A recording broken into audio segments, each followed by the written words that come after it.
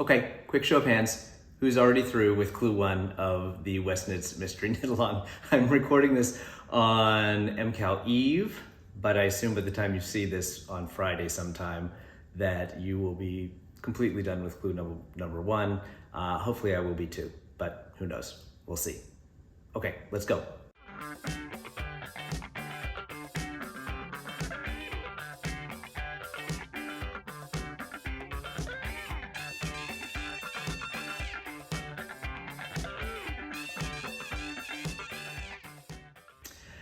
Welcome everyone to GaryKnitsAndRides, a Craftivism podcast. My name is Gary. I am a knitter and a crocheter and also a cyclist with AIDS Lifecycle, which is a 7-day, 545-mile bike ride from San Francisco to Los Angeles each year, which raises money for the San Francisco AIDS Foundation and the Los Angeles LGBT Center.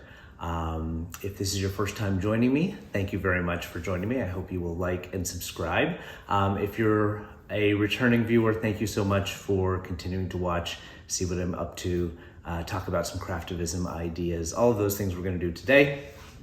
It's been a minute. As if you watched the last episode, you know I was going to have a little bit of an extended break just because we were going to be on vacation, which was going to come in the middle of my recording schedule. I try to do this every 2 weeks to be released every other Friday, but I kind of skipped a week in there because we were traveling, and it just did not seem to make any sense to try to do this from the road. So welcome everyone. We're going to talk about some of the things that I'm doing knitting wise, as well as the Knitalongs and Crochet-alongs that I run as part of my fundraising for AIDS Lifecycle. And we'll talk a little bit about some acquisitions and then some craftivism ideas that I've come across in the last couple of weeks. So without further ado, what's been going on for the last couple of weeks for me? Traveling. My husband and I were finally, after 3 years of postponements, able to take a trip that we had planned to Italy, which was unbelievable. The main focus of this trip was to visit some friends who had, in the interim, had a little boy, and we wanted to go visit the new family. And so we got to do that and see a lot of kind of the northern part of Italy. We did pop down to see some other friends of ours in Florence for a couple of nights, and Bologna for a lunch. So truly the highlight of the trip was getting to catch up with all these friends that we have not seen for 3 years or more, some much longer than that. So that was really cool. And then it was my first time to ever go to Venice, where we ended up the trip just about 36 hours ago. We just landed late last night. So if I'm a little sluggish and start to make no sense, it's because the jet lag is taking its toll on me. So we just got back last night late. We had about a 3-hour delay in New York getting home. And so the jet lag is really starting to hit me this afternoon, but we'll be back and fine in just a couple of days. So it was a great trip. I did get a little sick at the end. With 2 days left, I got a pretty bad head cold, but just kind of powered through, which I'm sure made it worse. For those last 2 days in Venice, I just kind of kept trying to go at the same pace we had been going up until that point. So that probably prolonged this cold, but it seems to be getting better. And we had a great time. We did a ton of walking, ate a ton of food. Probably the balance was more food than walking, so pants are a little tighter. We don't eat pasta at home as regularly as we did in Italy. So, and I did get to do a little bit of yarn shopping, which I'll talk about in a minute. But it was a great trip, and it was really great to catch up with friends.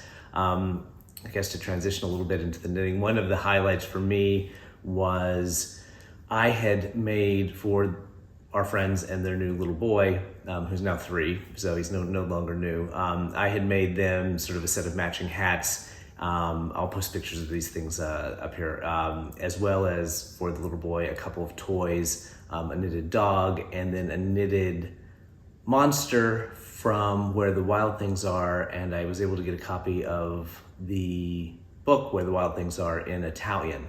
And so for me, one of the real highlights of the trip was being able to sit down with this little 3-year-old and read him Where the Wild Things Are in Italian.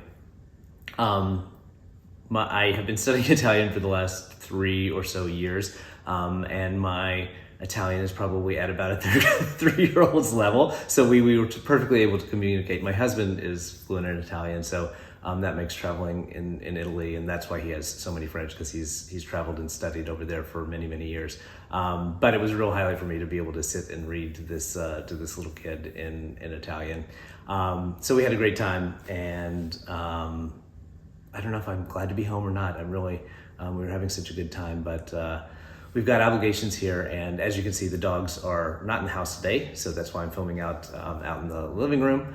But we'll pick them up tomorrow, and then things will start to get back to normal for us. So, as I mentioned, I was able to deliver those hand-knitted objects to our friends, which was great. On to knitting and crocheting, and the Knitalong and Crochet Along for AIDS Lifecycle, my End AIDS Knitalongs and Crochet Alongs. So we are almost to the halfway point of the first Knitalong Crochet Along of season 2. For the Knitalong, as you will know, we're working on the It's Winter Somewhere hat and cowl set by Fatima Hines, who is Disturbing the Fleece on Instagram.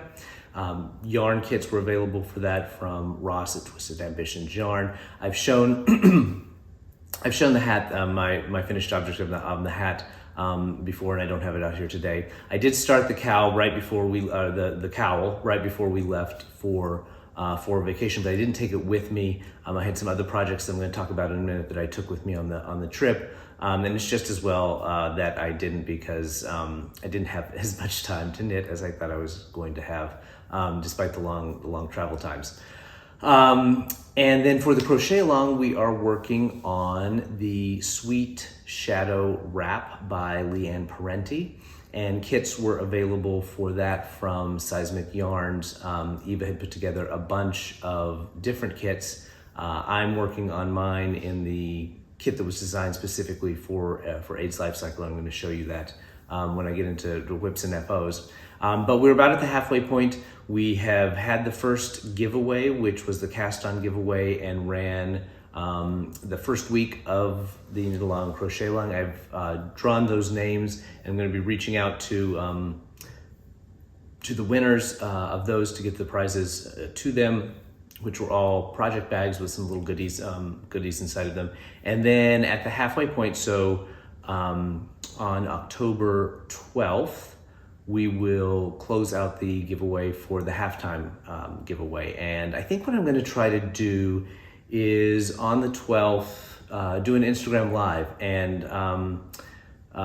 show the prizes again and talk about who the winners were for the cast-on giveaway, and then also who the winners were for the halftime giveaway. As you know, this event, and I don't think we're gonna maybe do it each time, but for the fall event, because there are so many Knitalongs and Crochet Alongs going on, I wanted to give everyone a chance to participate and help out with my fundraising.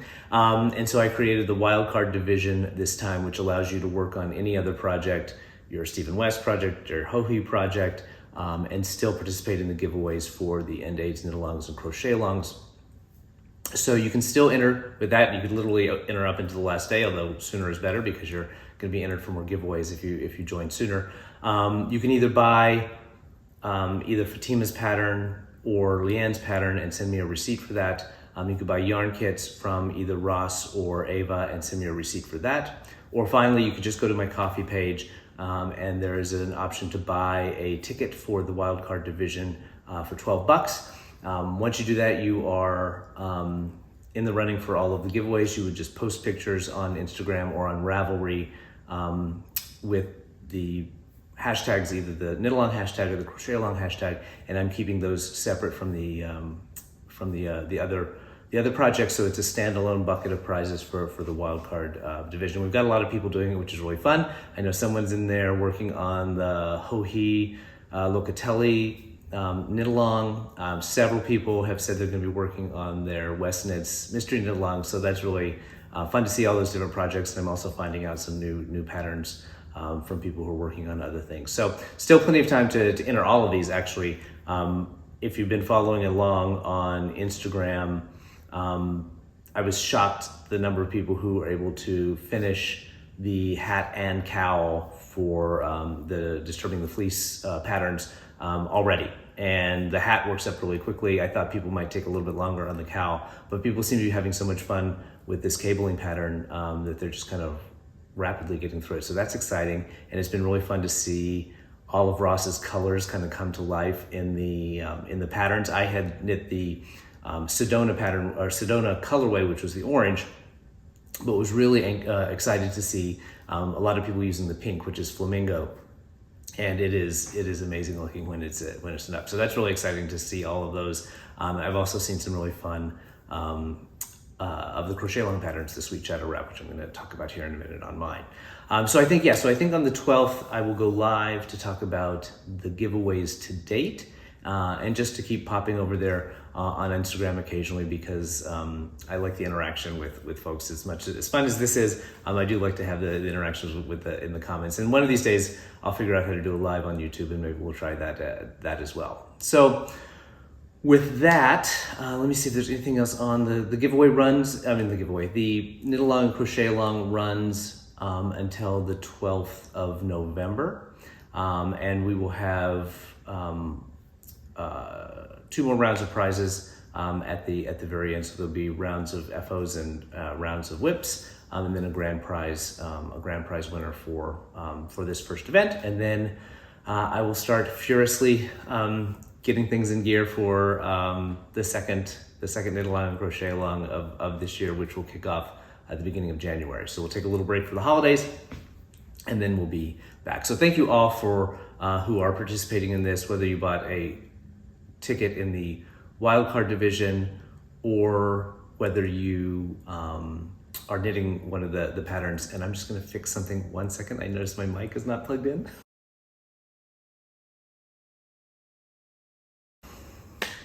Like I said, jet lag and brain fog. Hopefully this improves the sound somewhat. I won't know until I start to edit this, but sorry about that.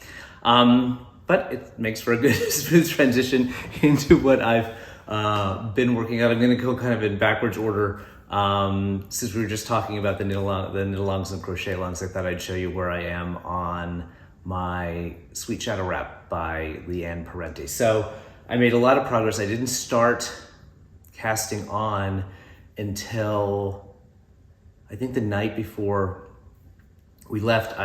This is my first time doing a foundation chain to start a crochet project, so I wanted to do that when I wasn't on an airplane. So I started that the night before, and then all of the work that I've done on the project was done on the trip. I was expecting to have a little bit of time because most of the trip we were driving, and I was hoping that I would be able to do some knitting and crocheting in the car. But there was a snafu with the rent-a-car, and so I was the only one who was permitted to drive it. Long story, but anyway. So I got 0 time in the car to knit or crochet. So all this was done either in the evenings. Sometimes we'd come back in the afternoon, especially the first week we were over there. The jet lag hit us pretty hard. Definitely finding out that after 3.5 years of no traveling, especially long travel like this, and 3.5 years more of age, that the jet lag is starting to take its toll a little bit more than it did when I was younger. So we had a little bit of time in the evenings, and then on obviously 2 long plane rides to do some work. So I made a lot of progress. I'm actually getting pretty close to wrapping it up, at least the pieces. So if you are working on the pattern, but if you aren't, the Sweet Shadow Wrap is a granny stripe crochet pattern that is crocheted in panels, and then it's going to be sewn together at the end. It's designed as a fade, a 5-color fingering weight fade. So you hold two of the yarns together, and then you switch those out as you go to create the fade. So the first, I'm going to show it from the light side to the dark side. So this is the first panel. This is all in the citrine colorway. And then in the second panel, you start to fade in This second color, which I always forget the name of, it's Daybreak or Daydream. And I ran out of this citrine. I don't really know what happened because I haven't run out of any of the other colors, and I don't think I'm going to. But I had about 6 rows left before I was supposed to bind off this second panel. And originally I thought while I was over there that I was going to just order another skein of the citrine so that I could continue in the pattern as it was written. But I think I'm done with this color elsewhere. And so I'm thinking I'm just going to pull an audible and switch over to just knitting with two of these held together, because that's where it picks up in the next panel. So the transition will be a little bit different than the way Leanne had it in her sample. But again, I'm not really sure why I ran out of the citrine, because it doesn't look like I've used that much of it, and I know I took both of the balls of it that I put together. Anyway, so I think what I'm gonna do is just start holding this one double now that I'm home. Rather than wait for yarn to come, I'll be able to get this finished up and move on to something else. So that's the second panel I am currently working on. I worked the ends toward the middle, so I'm currently on the biggest of the panels. So you'll see that it starts out with that Daybreak Daydream, 2 of those strands held together, and then moves into the Mother Must Go Now, held with the second color, and then on to Mother Must Go Now, just held all by itself. I've now gotten to the final point where I'm holding it together with Dracula's Cape, and I have, I don't know, a little more than halfway through with this, halfway through this panel. So that's all I've got left. That's all I have left to do, except for the last 6 rows on that one where I ran out of yarn, and then I will be able to join it up with this one, which is then Dracula's Cape into Dark Tanzanite is the final color.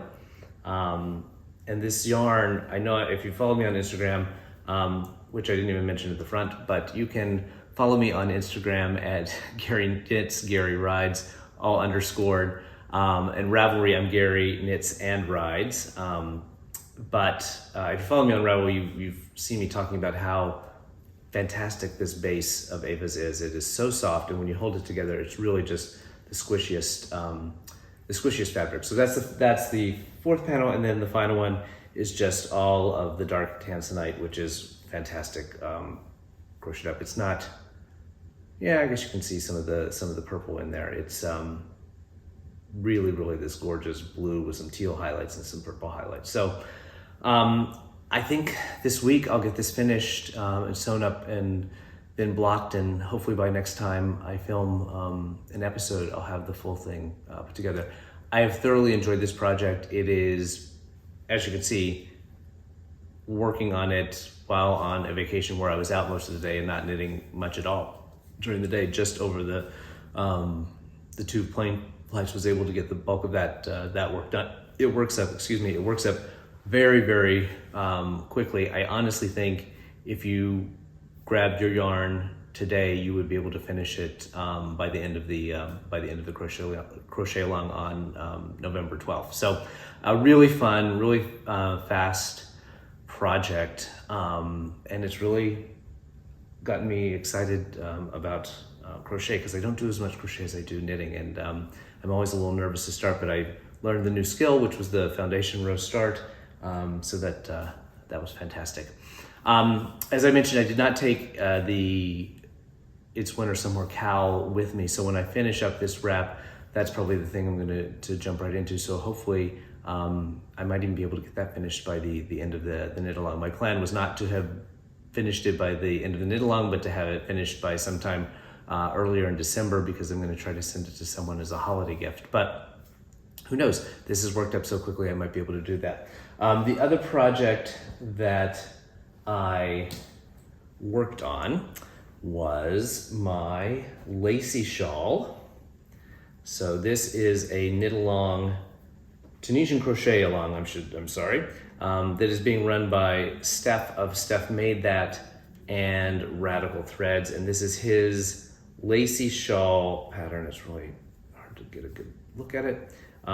It's a 3-color fingering weight Tunisian crochet shawl. So you started with 1 color down here, striped it together with the 2nd color in this alternating mesh and sort of solid pattern. And then you do a huge section of mesh. The color I'm using here is called Sprite by, oh my gosh, this is the brain fog. I can't remember the name of the company. It's out of Canada.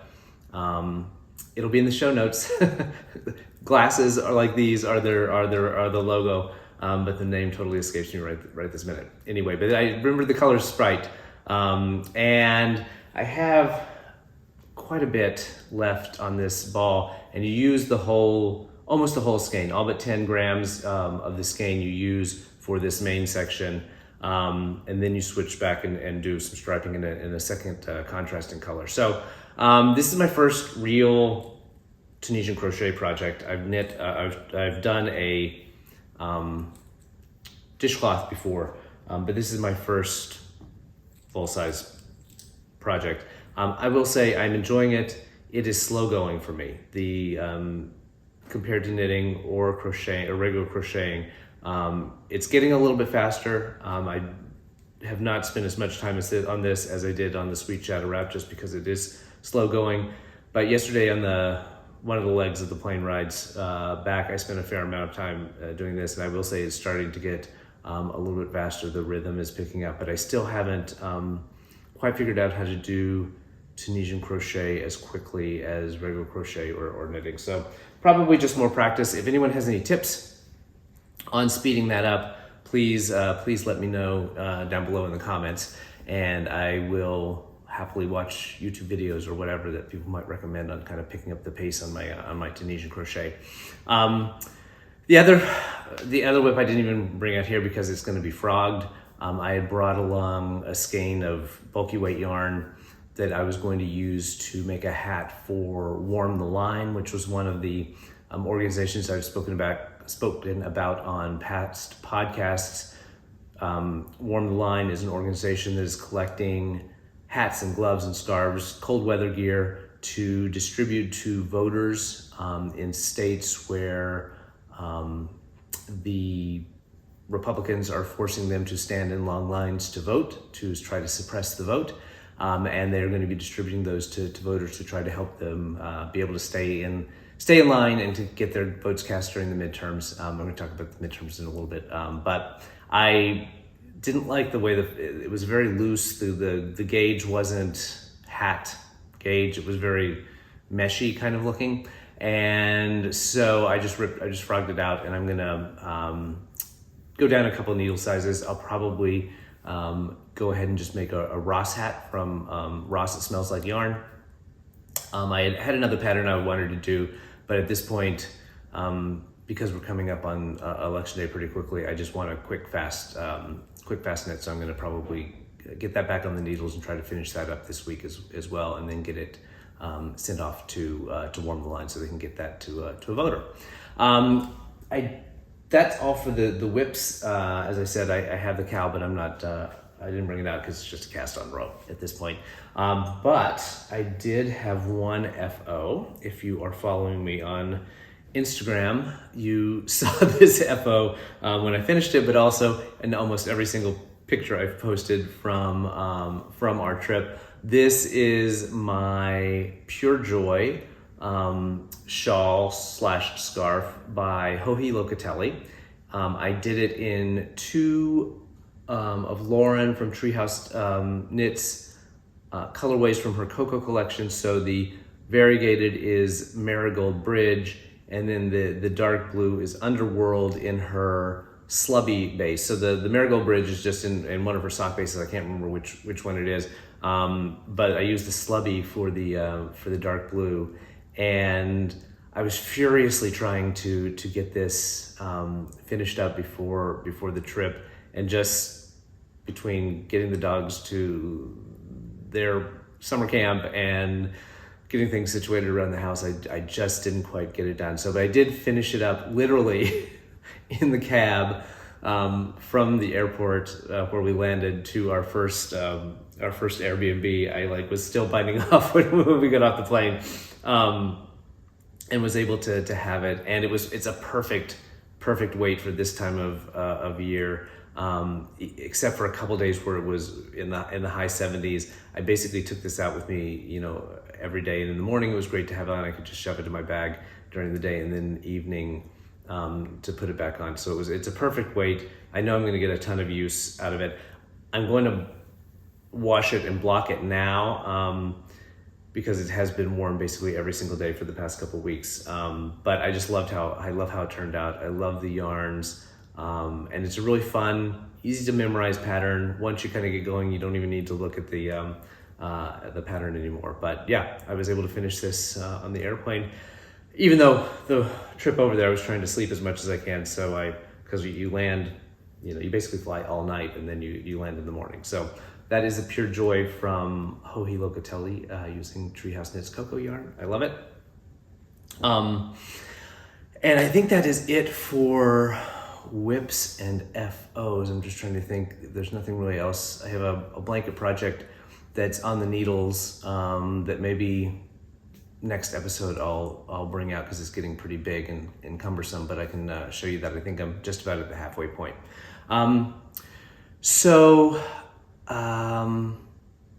The acquisitions, I was able to, when I came home, there was some yarn that had arrived, which I was very excited about, some of which I can show you, some of which I cannot because it's for a secret project for later in the year.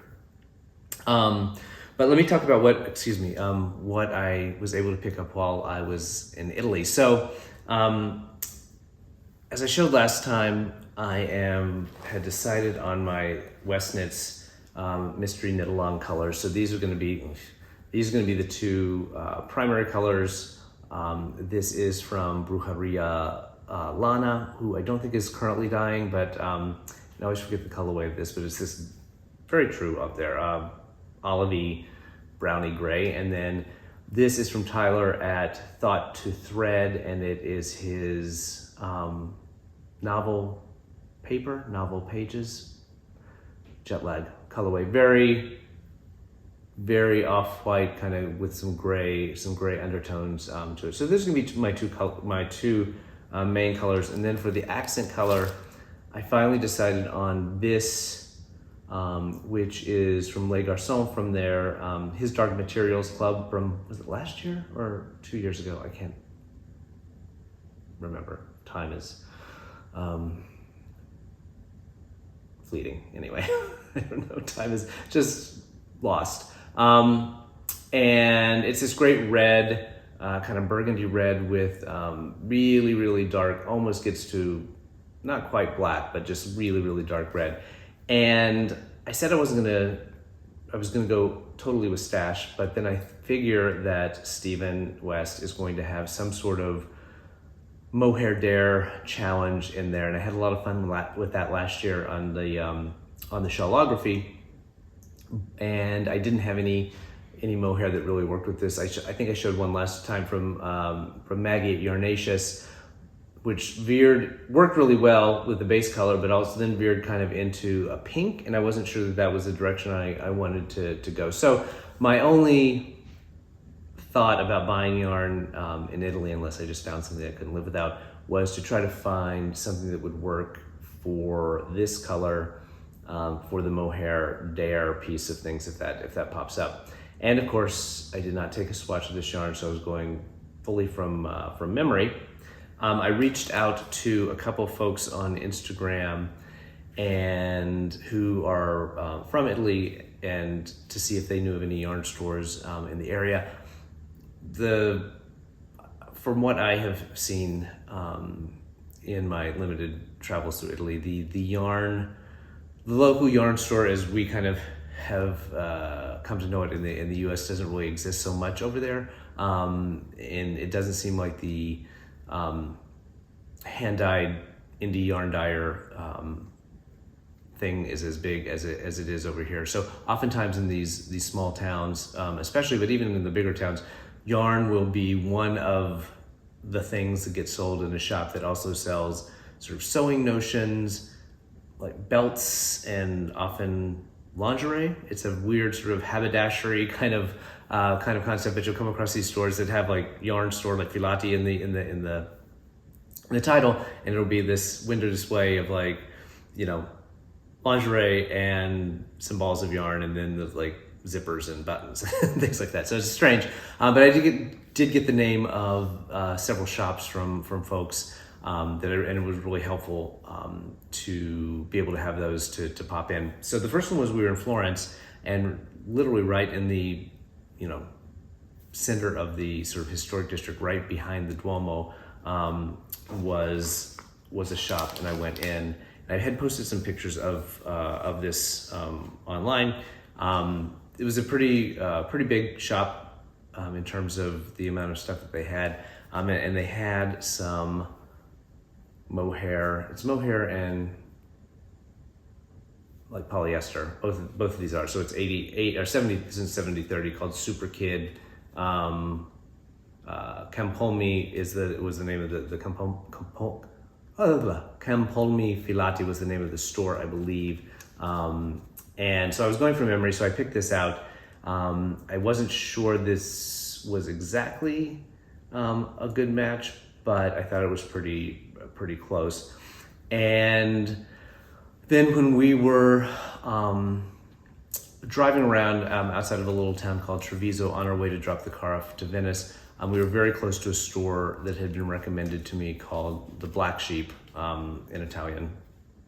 But just based on the timing, we got there and the store was closed, because typically most businesses shut down from 12 to 3, 12 to 3:30, depending. And it was closed by the time we got there. And it looked like a big, kind of more what I would think of as a typical American style yarn store, at least from the outside in terms of the size. It was, you know, it was in kind of an industrial area because it was outside of the sort of old town of Treviso. But it was closed, so I didn't get to go in there. And then, and I had posted this on Instagram, just totally by happenstance, we got lost a little bit coming home one day in Venice, and got turned around, and it's all dark, you know, all dead end alleys and things like that. And so it is a little tricky to move around Venice sometimes if you're not familiar. And we got rerouted on our Google Maps and came over a bridge, and I just looked to my right and there was yarn in the window. And someone had mentioned that there was a yarn shop in Venice, but it was like mainly one of these haberdasheries and didn't really, you know, it was just really a small selection. But anyway, I saw this older woman who was in there, and she was winding yarn on from a skein onto a ball. And so I just decided to pop in, and we started talking to her. She was lovely. Her name was Layla. The name of the store is Layla Bela. And she had a small selection of very nice yarn. So she told me that the ball that she was winding was 100% cashmere, and she had a really nice selection of what looked to be very, you know, sort of high-end yarns. But then also there was like a whole section of the store that was like women's clothing. So it was one of these sort of weird mixes in terms of what I expect from a yarn store. Anyway, she also had some mohair. It's mohair polyester. I think this one's 80-20. And when I had this and I looked at it for a while, and I thought, it seems like it's a little more on the orange side versus the yarn that I had. So I was, you know, I'm fine putting in stash if it didn't work, and I was fine to not use mohair if I got back and it didn't really match as well. But when I went in there and looked at the reds that she had, I found this one, which looked to me, in my mind's eye, a little more like the color of the yarn I had. And so I grabbed some of that, and this woman was very charming. I had my Pure Joy shawl on, and I explained to her that I made it. And then she showed me a project that she was working on, which was this really fabulous Intarsia cotton top. But we had a nice little conversation, and then I went ahead and bought two balls of this. So, excuse me for my cold. So here's where we are, and in different light, I think one or the other looks better. I don't think either of them are exact. But last night I was leaning more toward the oranger one, but now today I think I'm leaning more towards the one that has I would say has a little more purple in it, so it's a little more burgundy. It really depends on what part of the main yarn you're looking at. I think which one looks better. So I'm gonna. Who knows when this will show up in the mystery knit-along? There may not even be an opportunity to use the mohair, but I'll probably make that call at the time when it comes up. If you have strong feelings about one of these versus the other, let me know. I think either of them could work, and I think it may just kind of depend on which direction I want to go. I mean, they don't look great, obviously, together. They kind of don't look great. But I think if you take one away, I think you could see how that could do and that could do. I mean, this one looks a little more contrasty. So, I don't know. Maybe I'll knit up some swatches with each of them, see which fabric I think looks better, and then when the time comes in the course of the mystery knit-along, make the call on which one I do. But I'd love to hear from you down below if you have a preference one way or the other, or any ideas on, excuse me, how I might think about it. Anyway, so those are the acquisitions in Italy. I was very restrained. I didn't buy more than I had gone to plan to buy. I wasn't expecting to have a huge amount of opportunities to buy yarn, but I felt good that I walked out of 2 yarn stores with just a minimal amount of purchases, and actually didn't spend a lot on souvenir type stuff anyway. I bought a couple books in Italian, some sort of YA novels that I thought might be a good level of where I probably am in terms of reading. So, but when I got home, there was several packages of yarn that had arrived, and I thought I'd show you that now. So, pardon in advance for the crackling, and you know what? I'm going to go and get a glass of water. I apologize for my hoarse voice and sore throat. As I mentioned, I got this head cold that was pretty bad the last couple of days, but it seems to be getting better, but all this talking is drying it out. So the first ones I was super excited to get when I came home, and apologize for the cracking again. But these are, I'm not gonna pull them out of the plastic because I want to just keep them in there. I got my full set of the Avengers 2 set from 5 Borough Yarn. So they're calling it Crafters Assemble 2 for trademark and copyright issues, but Lindsay has dyed now 2 sets of yarn based on the Avengers property. So this one has some of the secondary characters, so it has Hawkeye and Daredevil, not from the Avengers movie, but from the Marvel Universe. So that's one set. And this is the next. And the colors are just fantastic. And she does such a great job of really capturing each of the characters in this yarn. And then there are, if you see on the label there, these little things, drawings that were turned, illustrations that were turned into stitch markers by DK Graham, I believe, for each of the yarns. And these last 2, I love this one in the middle, which is, the name of the yarn is Destined One. It's based on the Miss Marvel character, which just came out with the TV show. So and that's it's a right up my alleyway with like sort of blues and olives and some grays in there. Anyway, you probably couldn't see it too well in the bags, but I got the full set because I've decided I want to do a full Marvel granny stripe blanket. So I want to, Lindsay just came out with her X-Men collection, and so I got all of those. And then I think she is I'm sure she has assured me that the original Avengers set is coming back sometime this year. And so my plan is then to buy that whole set, and that will give me, a fairly large amount of yarn to make a really nice throw. I'll probably try to put together some sort of fade rather than just randomly put them together, or maybe I could organize them by superhero team. I haven't quite decided, but I feel like doing some sort of progression of the colors is probably the way to go. So I'm excited. I know she is dyeing the X-Men stuff up now, and hopefully then the first Avenger or Crafters Assemble set will come back, and I can complete my collection, and then sometime in the next few years plan a granny stripe blanket for those. So that came, and then I got a little package from my friend Adela at Lola Bean Yarn Company. She did one of these just not long before we left, where she had done some inventory and found some skeins of yarn, and so I was able to pick up some Electric Youth. So we got 2 skeins of that in DK, and then in Sport Weight, this color which I've not seen before, but is absolutely stunning, called Hippolyta in Sport Weight. Looks very much like that Sprite color that I'm using, or Spite color that I'm using in my lacy shawl. And then I picked up a couple, so those are going into stash, and then I picked up a couple of sock blanks, which are super fun. These are both, I think, one of a kinds.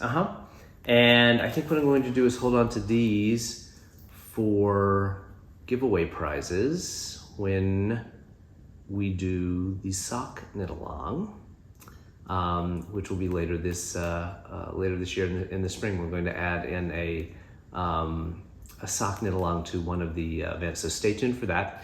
We did one last year. People really seemed to get excited about it, so I reached out to a designer, and we have a sock pattern, and I think a couple of dyers are going to dye up some yarn for that as well. So these will probably go in the prize pack or in the booty stash for prizes for that.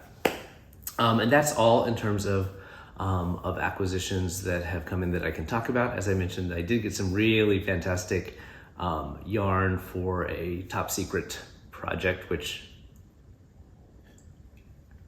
I am sure you can guess along which lines it is, but it's going to be for an upcoming knit-along, crochet-along, and I'm going to be working on a sample for that out of that yarn. So with that, I thought I would get into a little bit on some Craftivism ideas. Actually, Lola Bean is a great lead into that, because I think she does a fantastic job of using her platform to do good things in the community, and in fact ties in directly to this first thing that I wanted to talk about, which is Knit the Rainbow. Knit the Rainbow is an organization that was started in 2020 by Austin Rivers, and their goal is to collect and distribute cold weather gear, so hats and gloves and scarves, for homeless LGBTQ plus youth. They have to date distributed over 7,600 garments over the past, I guess that's 2.5, 3 years. Right now they're operating only in New York and Chicago, but they are hoping to expand. I've been following them, I think, since pretty close to the beginning, and they have grown very rapidly. So that's very exciting to see, and I know they would like to expand into other cities, because it is not just a localized issue; it is a national problem. There are over 550,000 homeless LGBTQ youth in the United States, which is just unconscionable. And where they're focused in New York, there are 8,000 homeless LGBTQ youth with only 350 beds in the city that are dedicated to that population. So that leaves 7,500 plus kids out on the streets in the wintertime in New York, unprotected. So that is the community that they are trying to serve. They collect donations of these garments through their website. You can donate to, send them in directly. They have an inventory form that you just fill out with what you're sending in. But they've also started to partner with local yarn stores around the country as drop-off points. So if you go to the website, there's a map that shows all of the local yarn stores around the country that have started to accept donations. They'll collect them all, bundle them up, and send them on to Knit the Rainbow so they can get them distributed. They also on their website have a ton of free patterns that you can use to make these items. They have both knitting and crochet patterns, so go check those out, and you can use those to make the donations. Obviously, you can donate money directly to them to help them continue to grow their outreach and efforts to provide more garments to more kids in more cities, and at least try to keep these kids warm on the streets as we work towards trying to find additional resources to get them off the streets completely. So I mentioned that Lola Bean was a good direct segue to this, because if you follow Adela at Lola Bean, you know that each quarter she has a cause of the quarter that she raises money for through her through her Instagram page, through the badges that you can buy on her Instagram page. And this quarter she's raising money for Knit the Rainbow as well. So, and she's also running a giveaway. If you saw her on live this week, she has I think it's 12 skeins of yarn from Ross at Twisted Ambitions Yarn, so it's all coming full circle, that she had bought for herself to make a blanket project. She bought an extra set to use as a giveaway. So if you donate money to Knit the Rainbow through Lola Bean, you are going to be entered into the drawing to win that rainbow set of yarn from Twisted Ambitions. So love the opportunity to do good and have fun at the same time and win prizes. So I would go check out Adela at Lola Bean Yarn Co.'s Instagram page. When she goes live, you can make those donations anytime. But when she goes live, you can buy badges, which I think go to that as well. And she's trying to raise, I think, $5,000 for them this quarter. So that's amazing. Or go directly to Knit the Rainbow. You can donate directly to them. You can find out how you can knit and donate items. Or you can find your local yarn store where you can drop those off. And like I said, there are free patterns on their website for hats and scarves and gloves. I think I saw on there. But they'll give you a list of what type of items they're looking for. I mentioned Warm the Line. Just a note on the midterm elections. They're coming up quickly.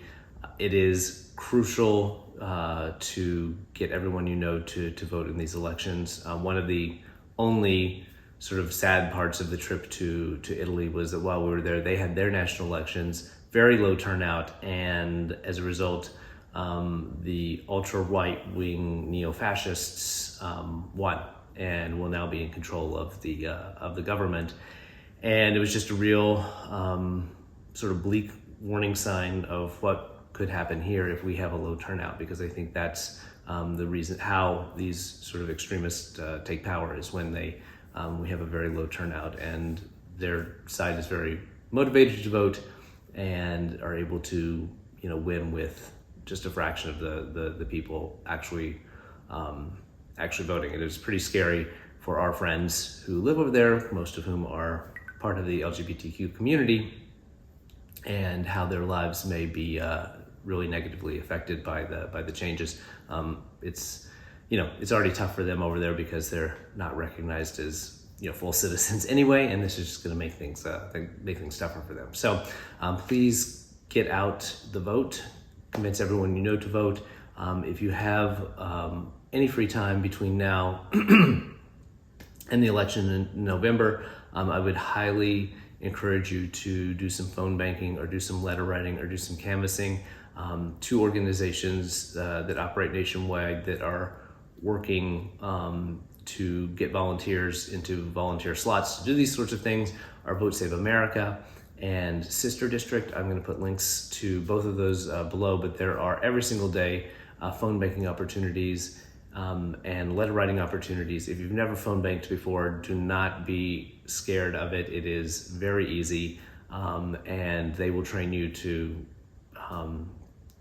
make sure that you can do it well. But it's really just talking to people and then telling them the importance of getting out to vote. So that's my political spiel for this week. But just try to get everyone out to vote, because these midterms are critically important, especially in states like Georgia and Arizona and Pennsylvania, where there are real risks up and down the ballot for keeping democracy intact here in the U.S. So another opportunity that just came across my screen today is Jamie at Parlez-Vous Crochet, who you should be following on Instagram because she makes fantastic crochet items, including these really cool do-it-yourself crochet earring kits that she puts together. She has started collecting hats for a hat drive to raise awareness about ovarian cancer. So these are going to be hats that are going to be distributed to both people currently dealing with ovarian cancer or folks that have had firsthand experience doing that. And what they're looking for are hats in teal, which is the international color for ovarian cancer awareness. If you go to her Instagram page, which I'll link below, and look at her reels, there are some guidelines of what they're looking for, just really broadly. They want soft yarn, so no wool, but like cotton, fleece, and things like that are not scratchy on people's heads. She has more of the details on her Instagram page, and then something with a tight stitch, so not meshy or yarn overs and things like that, but they want something that tightly fits over the scalp. So go to Parlez-Vous Crochet, check out her reel where she talks about it. I think more information will be coming as more information comes out. I think this drive is going to run through the first quarter of 2023. So as more information comes out, I'll be back to give that to you as well. But go check out what she's doing. She has fantastic stuff, and she's a great woman as well. And then finally, Laura, my friend at Always Be Kind Yarn. If you aren't following Laura, you should be. She is just an amazing person doing amazing work. She lost her daughter a few years ago to suicide, and out of that grief started dyeing yarn and using her yarn dyeing to raise money and awareness for suicide prevention. So Laura was one of the dyers last year in our Knitalongs and Crochet-longs. She dyed up the yarn for our sock Knitalong because she makes amazing self-striping sock yarn. She also donated the pattern, which was called Rainbows for Kayla, which was her daughter. And the pattern was in a rainbow stripe, which we did for our Pride Knitalong last year. So she has amazing yarn. She is currently looking at running a 2,000 subscriber giveaway. So if you aren't following her, try to go over and follow her on Instagram at Always Be Kind Yarn. So we can get her to 2,000 subscribers. She's also going to then run a sale on her yarn, and proceeds from I think all of her yarn sales go directly to suicide prevention. So she's doing amazing work and has amazing yarn to boot. So go support Laura at Always Be Kind Yarn and help to raise some money for those amazing causes that she's doing there. The last thing I thought I'd mention is my other fundraising effort for AIDS Lifecycle, which is D-Stash for Good, which is an online fiber auction, kind of like a fiber garage sale, if you will. And we had a huge success with the first round of this, which we did back in August, early September. We ended it, and we are gearing up to do the second one. So it's a separate Instagram account. It's D-Stash for Good. I'll put it down here. But if you go over there and follow it, all the details as they become available will be listed here. Will be listed there. But the plan currently is to open up for submissions again on October 24th, and we'll probably keep that open for a week or so. It's a simple form you fill out that says what you'd like to sell, send in a picture, and then I collect all of those and then start to post them up as auction items. The plan is to run that second auction from the 2nd of November until I think the 11th, so right before the end of the Knitalong and Crochet Along, and maybe the 10th. I may need to give myself a day in between the ending of two big projects. So anyway, it'll run for a little over a week. We ran it for 2 weeks last time. I think that might have been on the long end of things, and so maybe tightening it up. I want to make sure there's a weekend in there, so folks who are busy during the week, have time to shop the auction. But I'm not going to put any limits in terms of the amount of listings I'm taking. I tried to limit the first one, so we're going to try to open it up a little bit more. So spend the next couple weeks. You've all been digging through your stash looking for your mystery knit-along yarn. So if you came across some things that you think may no longer fit in your stash, or you'd like to find a new home for, this is a great way to be able to make a little money for yourself by selling it and make a little money for AIDS Lifecycle. So typically the way it works is at least half of the proceeds will be donated to AIDS Lifecycle, so you can keep up to 50% of the proceeds. Some people donate 100%, but I wanted to,